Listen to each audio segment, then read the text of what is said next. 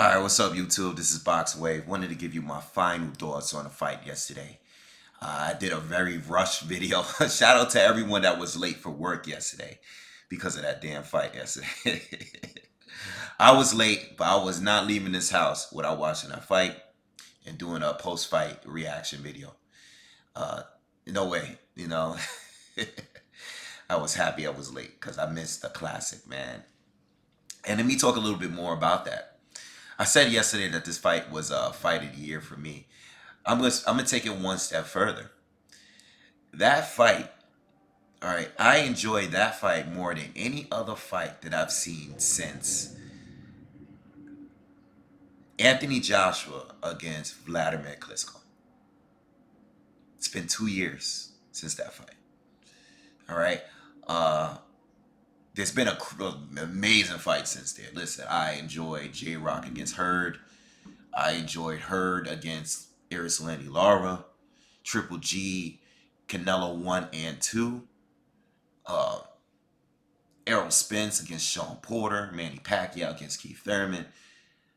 There's been a long, long list of fights that I really, really enjoyed watching. Okay, great fights.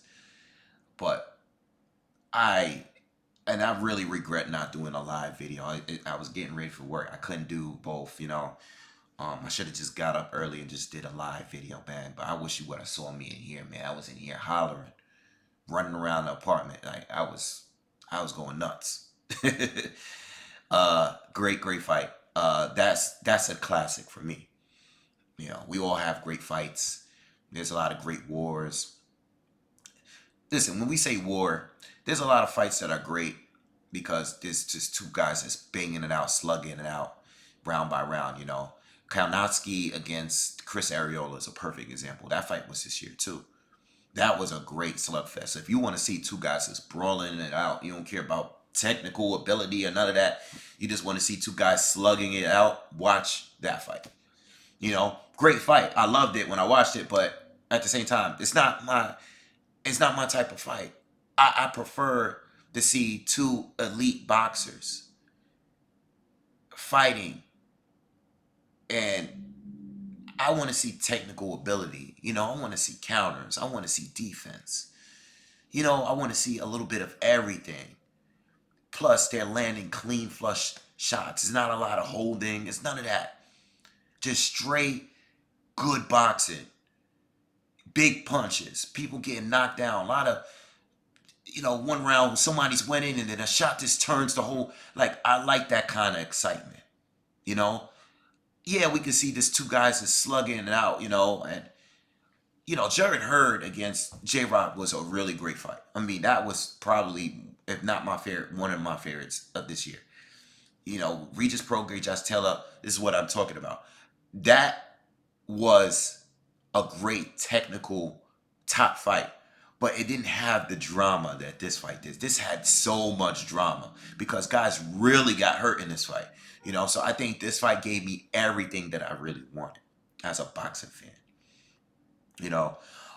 Shout out to channels. It wasn't a lot of channels that did prediction videos leading up to the fight. A lot of people didn't know. Plus, the fight being at 7 in the morning really didn't help. At least on this side of the map, it didn't really help. For the fight, the fans here, I didn't see too many YouTubers here making prediction videos, breakdowns. Not too many guys from this side of the world was talking about the fight going into the fight. We tend to not really cover the smaller weight divisions as much, unfortunately. But salute to anyone that did make videos, and salute to everyone that did post-fight videos. I've seen a lot of channels do post-fight videos basically saying the same thing. I said fight of the year. I listen to Boxing Talk with Addy. I listen to The Wire. I listen to Boxing Beats and Vibes. I listen to a Black Fight Fan. He made a video. Shout out to the channels that was just praising this fight after the fight, because this kid, and even Donaire they need the attention to these smaller weight divisions, lightweight, flyweight, bantamweight, featherweight. These divisions need to be checked out too. Even me, I think I could do more work. I do cover the smaller divisions, but not as much as the lightweight and up. I would cover more at 126, but if these guys actually fought each other down there, I don't know what's going on down there. We don't get unification matches down there too often. All right, but yeah, shout out to anyone that covered the fight. All right, so the fight itself, I haven't watched it again yet. Uh, I'm probably gonna watch it today. I have some downtime today, so I'm gonna check it out again today. But from what I heard, there's some people out there saying that Inoue was exposed. Okay, especially if you're a diehard saying that, you gotta cut it out. You gotta knock it off. We can't keep doing this every time one of the top fighters have a tough fight. Because based on that logic, if Inoue was exposed, and this is the first time he actually looked vulnerable right? If he's exposed, who hasn't been exposed? Right?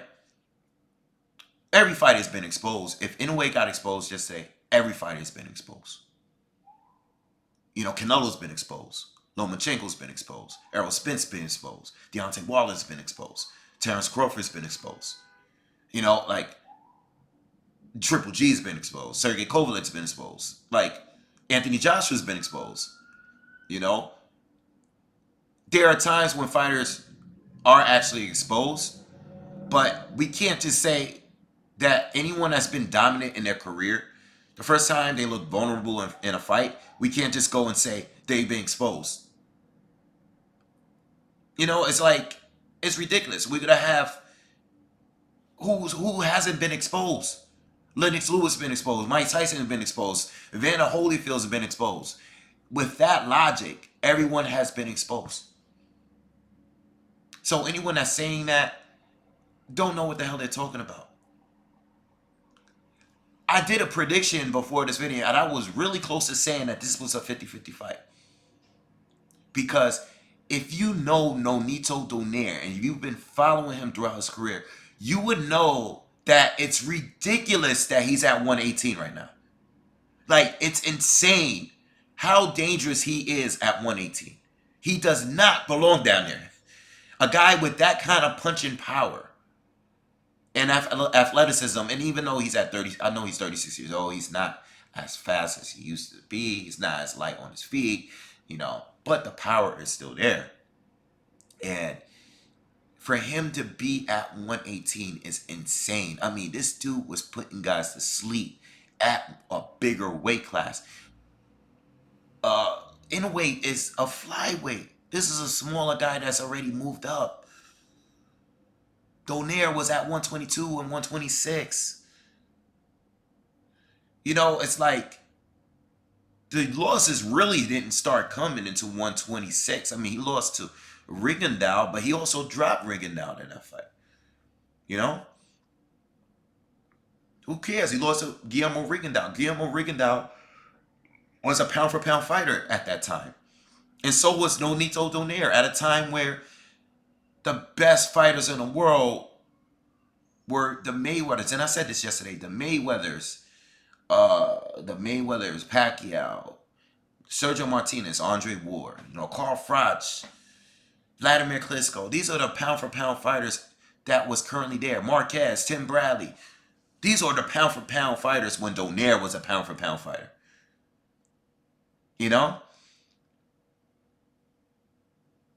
So that's saying a lot. That's saying a lot. So because he had a trouble with Donaire, well, Donaire he's been having knockouts and stoppages since he came back to 118.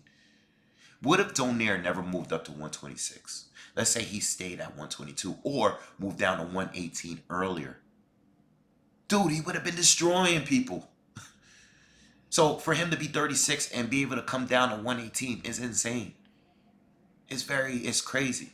What if he done it earlier? What if he came back down to 118 from 122? So people that saying that don't know what they're talking about. Probably have some kind of agenda. Don't listen to people that say that. Yes, he looked vulnerable, but it's time to work on your craft. You needed that. The fighters need that. You need somebody to hit you with a good shot, to knock some sense in your head and let you know that, yo, this shit is real. This shit can turn around at any given moment. Yeah, yeah, you pound for pound. People think you call the monster, you're knocking everybody out. But you know what? You got a lot of work to do still. You got Ubali, you got Neri, you got Tete in the division. And if you go up, you still got to deal with a guy like Ray Vargas, who's huge. You got Navarrete up there at 122. You got Guillermo Rigo now that still hasn't retired yet. Who knows what he's gonna do? People already asking for that fight in my comments. So there's a lot of work to be done at 118 and 122 if you decide to move up there. And those are much bigger guys up there. Those guys at 122 can easily be fighting at 126. So it's just a reality check. Work on your craft. Tighten up that defense. All right. I did say in the video yesterday, yeah, I think, and this is not a diss. I think a younger Donaire would have beaten him. I think a younger Donaire would have been better, and no one should be offended by that. Donaire is a great fighter. No one should be offended by what I said when I said that, because Donaire was a pound for pound fighter at a higher division. You know, I think he would have beat Inoue. But Inoue is not even in his prime yet. He might not even. Well, he's 26 years old. He still has room to develop. So let's let everything rock out and see where it goes from here.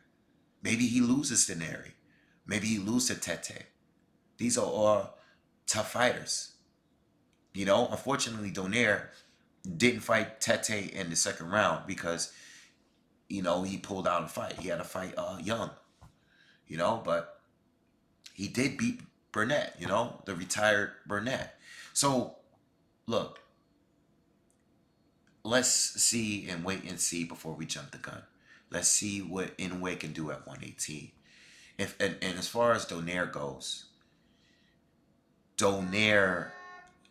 I hope he doesn't retire. I still want to see what he can do at 118. If he could do that, if he can do that against the best fighter at 118 and hurt him at will, consistently hurt him. It was 3 rounds in there that he was just hurting him over and over, especially that 9th round. He was hurting him over and over again, landing right hands. If he can do that kind of work, he should still be fighting these other guys at 118. If he can still keep making him weight, don't retire yet. You're 36 years old, but you're still dangerous for anyone at 118. All right, so I hope Donaire continues to fight, even though he's older. He's still putting in work on these young boys. In fact, I've seen a couple of guys. I've seen Dwyer, and I seen some of the comments that I read. Some people thought the fights were a lot closer. I gave Donaire a clear 4 rounds. I think 1 or 2 of them were swing rounds, but I gave him a clear 4 rounds. People might look at that and think that that's too many rounds, but that's just the way I saw it. Some people agreed with me. Some people gave Donaire a few more rounds. That's cool. Some people think the knockdown was the factor that made the Inoue for win, a win for Inoue. So hey, we all have different opinions, different views on a fight. I wasn't mad at the judges' scorecards. I thought Donaire had 4 rounds, but I thought 2 of those rounds were swing rounds. 2. All right, so if you gave 2 of those swing rounds to Donaire, it's 6-6. So I can see why people thought it was a tie or that it was a close fight or a little bit closer. That's cool. That's cool. All right, so listen, this doesn't change anything. I think Inoue is still top 5 pound for pound. I think he, I think at some point, I think he needs to work on his defense a little bit. His defense is good. It's solid. It's just that I think there was a point where he was just getting hit with everything that was coming in, and it wasn't moving his head at all. Gotta tighten up that guard a little bit. I also said let's go to the body more. I was expecting both Donaire and Inoue to go to the body more. When I say go to the body, I don't mean just sit there and constantly just throw punches. No, I mean throw a counter to the body here and there. Here and there. Do it to a point where your opponent is not expecting. You're doing so much head hunting. Throw a couple counters to the body when you can. You know? When you can. That's all. I don't say go crazy. You don't want to leave yourself open up top, obviously. But here and there, I thought they could have done a little bit more. A little bit more to the body. Both, because they are both very effective down there. I know they don't want to leave themselves open to a counter up top, but those body shots would have been a factor in this fight. I haven't seen anyone go to Inoue's body like that. And Donaire went down in this fight to a shot to the body, from a shot to the body. It took a lot of big shots up top, never went down. But as soon as he took a great shot to the body, he went down. And he was in a lot of pain. In fact, I didn't think he was going to get out. All right. But like I said, this fight was a classic to me. And I think the drama of it all was what made it a classic. I like when a fight, that whole 11th round especially, man, the drama in that. I mean, it could have been a 10 count. The fight could have been over. But the ref gave Donaire a chance, let him get back up. And the fact that he even hurt Inoue in that very same round again, it was just so much drama in this fight, man. So much back and forth. Boom, boom, boom. Perfect fight. You can't ask for a fight to go any better. We hate this sport. You got a love-hate relationship. If you're a real boxing fan, you got a real love-hate relationship with the sport because of the politics and all the bullshit. You got the robberies. You got the duckers. You got the network and the sanctioning body shit going on. Franchise champion. You got all this stuff. But when you get a fight like this, this is what makes us not quit this sport. This is what makes us keep coming back for more. So yeah. So that's my final thoughts on the fight, man. Looking forward to some unifications. I don't want Inoue to move up. He was caught with some good shots here, had a tough time, was able to still pull off the win. Work on your craft, get better. All right. Don't rely completely on your power. Okay, because as soon as the more bigger, younger guys you fight, you got to work on those other things. Your boxing ability. You have to work on going the distance, because when the knockouts don't come, what are you gonna adjust to? You got to still win those rounds. So that's all I was saying. Work on that craft. All right, perfect your craft. And Donaire, keep fighting. You can still do work. You still could be champion at the division. You never know. You have Ubali there. You have Tete there, fighter that you were supposed to fight, who's holding a title. You never know. Maybe Donaire could win a title. Maybe we get a rematch, within a year. So, all right, I'm going to leave it at that, man. Leave your thoughts. Leave your other great fights that you can compare this to.